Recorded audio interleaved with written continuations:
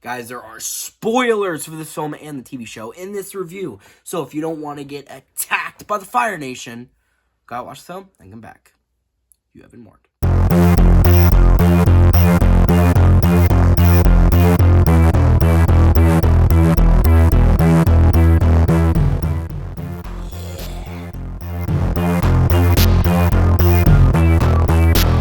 Hey guys, and welcome back to an episode of Off the Shelf. I'm your host, HD, and this week what we found off the shelf was...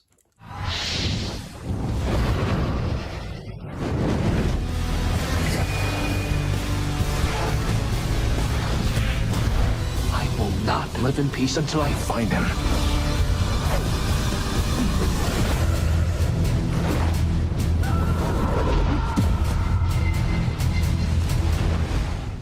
There are reasons each of us are born.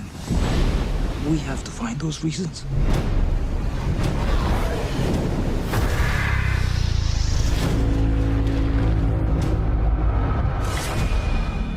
The Last Airbender, an adaptation of the show known as Avatar, The Last Airbender. It was released in 2010, also in 3D, directed and written by M. Night Shyamalan, starring Dev Patel. I don't know where to start with this. I know that this movie is infamous, and there's basically all there is to say about this film has been said, but I'd never seen it, and I'd never seen the show up until like a few months ago. Like, I started watching the show, and I recently just finished it, and I love it. I'd say it's one of my favorite shows. But the entire reason that I started watching it was so that I could watch this movie, right? To get a bit of a background info. So the reason I watched the show was so that I could watch this movie with a bit of, background information to see why fans of the show, and just not even fans of the show, just hate this movie. And I can see why. Honestly, this film does not do the show justice at all. Even the first season, like, it's not trying to adapt the whole 3 seasons. It's trying to adapt the first season, which it was going to be a trilogy. That was going to be, the second movie was going to be book 2, and the third movie was going to be book 3. But the problem with that is it's kind of hard. So the problem is, just a season of Avatar is 20 episodes, and they're about 20 to 23 minutes in length. So trying to condense that into a short movie is going to be difficult, unless your movie is like 3 fucking hours long, which, being a kid's movie, it probably won't be. You're gonna have trouble fitting important details into it. And this movie just fumbles the bag at every single opportunity that it can. Every single turn, it just turns back around. And I think the main problem with it is, if you're not an Avatar fan, if you haven't watched the show, or if you're not even really that familiar with the show, you're going to be very confused with the fact that it's just, it goes from this to that, like I said earlier. Because there are so many important things that this movie just skips over that would have been important later, but of course they never made those other movies because there was a lot of backlash and it wasn't that successful. But, like, the movie just rushes through everything because, as I said, it's too short, and they shouldn't have even really tried to do it. Because the first season, even though I watched the first season a long time ago, so I don't remember everything crystal clear, but I do remember a few things, like there was a character named Suki in the first season. She is very important, and she appears in the other 2 seasons, and she is a pretty important side character. She's nowhere to be seen. And talking about side characters, how about Sokka, not Sokka, it's Sokka, and I'm going to be saying that a lot, and Katara. They do nothing in this movie. Sokka, especially, is barely in this fucking movie, right? Barely anything happens in this movie, and it's crazy because, like, the movie is just breakneck pacing, and it's somehow still boring. Because, I mean, I already knew what was going to happen because I'd already seen the show, but it just doesn't, it feels weird, because the show is funny, right? Maybe it's a comedy, maybe it's not, whatever. It's a funny show, right? And this movie is just all serious business, all serious business. Takes itself too seriously, to the fact where it doesn't even really feel like Avatar, right? I mean, yeah, Avatar has serious moments. It's not a full-on, like, parody or a spoof or anything, but it's got good comedic bits. It's funny. The jokes are funny. In this one, there was, like, maybe a few jokes at the beginning of the movie. The rest of the movie, there's, like, I can't even think of another joke throughout the rest of the movie. There's, like, 1 or 2 jokes at the beginning, and then boom, it's done. It's just no more jokes for you. And I mean, I can understand why. I can assume none of the original showrunners or the people who worked on the show helped work on this. So obviously it's not going to have the same vibe. And then so Sokka gets in a relationship with, like, this water tribe princess, right? He gets into a relationship with her at the end of the season, and they develop their relationship over the span of a few episodes, right? In a little subplot, and then it's concluded at the end of the season when, she sacrifices herself. If you haven't seen the show, she sacrifices herself so that she herself can become a water spirit after the Fire Nation kill one of the water spirits. So then she gives her life to become the next water spirit. It's a little confusing, but you'll get it if you watch the show. But it makes sense because it was developed over time, right? And this movie, and also the emotional payoff of her dying and Sokka still being sad about it in season 3 makes sense because we got to understand their relationship, right? But I can guarantee you, if they made the 2 other movies and in the 3rd movie they mentioned her and Sokka was still affected by it, it would make no sense. Because, like, dude, you knew her for, like, fucking, maybe, like, a few days.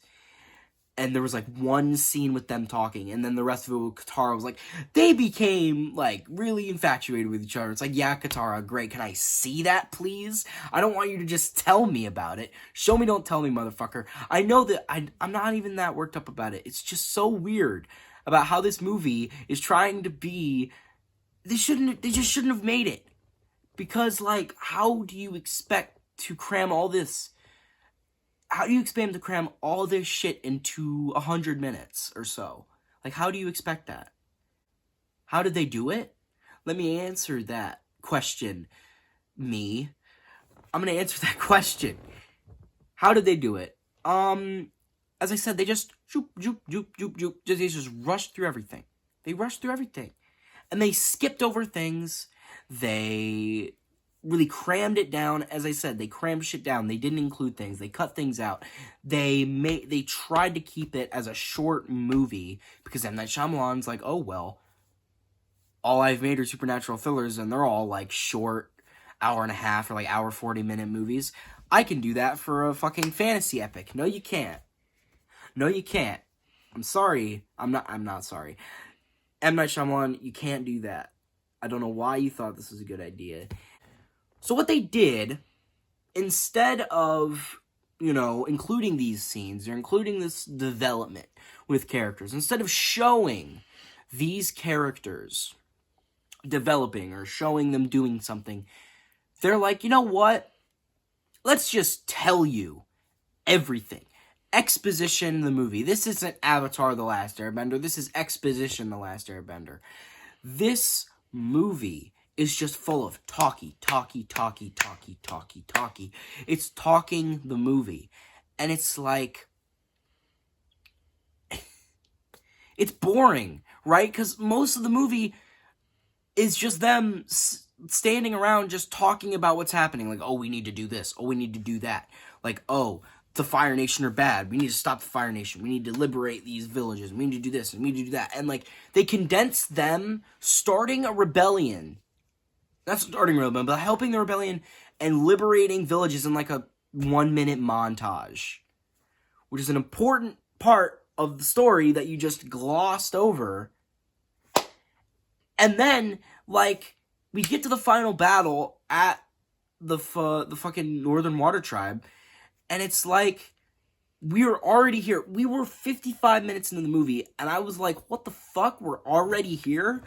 Like, I get that it's a movie, right? And you need to condense things. But here's the problem. Here's the problem. You can't do that with a 20-episode TV show. You can't. Because there's so many things. The reason you are invested in the show, when you're watching the show, the reason you are invested is because you like the characters, you care about the characters.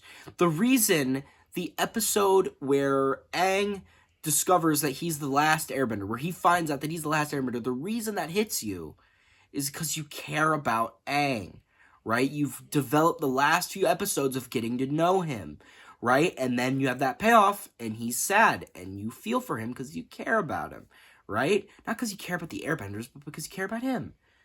But here's the thing. That scene happens like 20 minutes into the movie, where you barely even know the main characters yet. And you already's like, oh, he's the last Airbender, by the way. All of his people are dead. Great.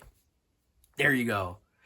And it's like, it doesn't hit the same, because again, we barely know who these people are. Again, Sokka does nothing. Katara basically does nothing. Aang is just kind of here. Zuko, don't even get me started on Zuko. I like Dev Patel. But the acting is terrible in this movie on every regard. All of it is bad. And it's either just the actors not being able to work well with the terrible script they were given, or it was Shyamalan's directing, or it could have just been them being younger. But even then, the older actors aren't doing great either, so it's probably just a mixture of all of those. Of bad directing, bad script, and maybe just a bit of bad acting in general. But I'm just going to say this right now. The casting is terrible.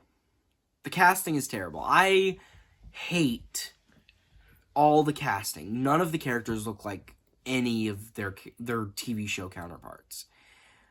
And that's just a problem, because when I look at this movie, I want to see the characters, right? Whatever. The characters just don't look right. The Iroh, he's just a dude with a beard and long hair. He doesn't even look like Iroh. He's like, he doesn't even sound like him. He doesn't look like him. He doesn't dress like him. And then Zuko, don't even get me started on Zuko. I like Dev Patel, but he was not the right casting choice for Zuko, because he doesn't even, like, you can't even really notice the eye scar. And he has hair. Like, in the first season, he had, like, a ponytail, like, on the top of his head. And that was all he had. Like, he was basically bald, pretty much. Basically bald. Basically. And this, he has a full head of hair. And I'm like, that's season 2. You gotta wait till season 2 to see that shit. Wait. He gets hair in season 2. But no. No, you gotta have him have hair now. And I don't like that. Bald is winning. Bald is winning. But, I don't know. Maybe this is a bit of a nitpick. But I just don't like the casting, because none of them look like the... Even Aang, he just looks off. Like, and also, like, I'm not gonna disrespect the actor himself, you know. I heard that he was, like, harassed and bullied out of acting, and that's just wrong, you know, because it's not his fault he was bad in the movie. It's fucking Shyamalan's fault. Like, he didn't direct the movie well, so obviously a bad director is going to not rub off well on actors. A great actor could be in a movie with a terrible director, and they could have a terrible performance, and it wouldn't be their fault, right? It's the director's fault for not directing them properly. That's how that works, but some people don't understand that.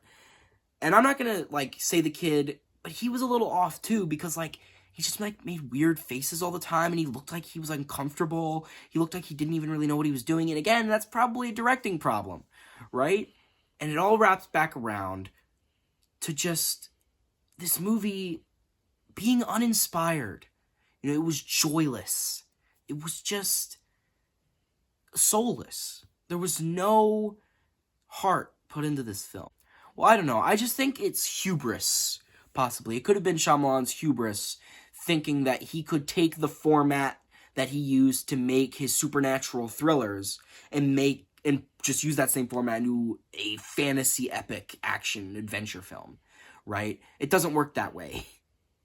You know, like, there's a reason there are so many, like, epic fantasy movies that are, like, fucking 3 hours, 4 hours long, right? Because, like, developing the characters in, like, an ensemble cast like this takes a long time, right? And it's supposed to, like, there's supposed to be themes. There's supposed to be, like, I don't know, there's supposed to be deeper layers to movies like this. And thrillers are different, right? They're different kinds of movies. You can't use the same format. And I don't know, I've just been ranting a lot. But I really like the show, and this movie just, it's just not. Like, I think, honestly, you've probably, as I said, heard everything there is to hear about it. And as a fan of the show, it's bad. It's very bad. And I can see why it swept the Razzies the year it came out. Fucking spectacular. It has that to say. It won 5 Razzies in the same year. That's great. I don't know. So, would I recommend this film? No. No, I wouldn't.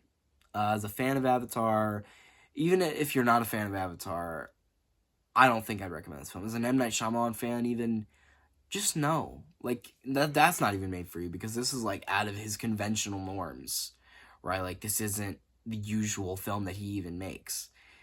So, yeah, no. Just steer clear. Just don't touch it.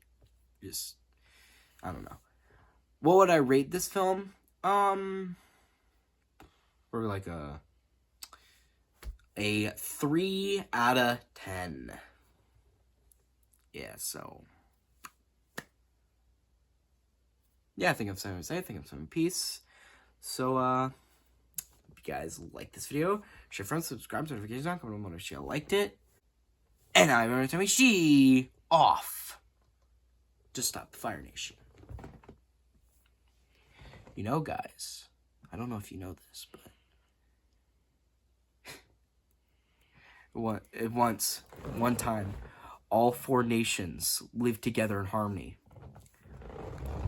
But everything changed when the Fire Nation attacked. I can't believe it. It's not like they say that at the beginning of every single episode. I heard that for months. And it was funny every time. Watch the show and you'll understand. It's funny. It's funny. But everything changed. I mean, look at the world. Everything did change when the Fire Nation attacked, guys. You don't understand. Everything did change. Nothing's been the same since 2008. It's been different every single time.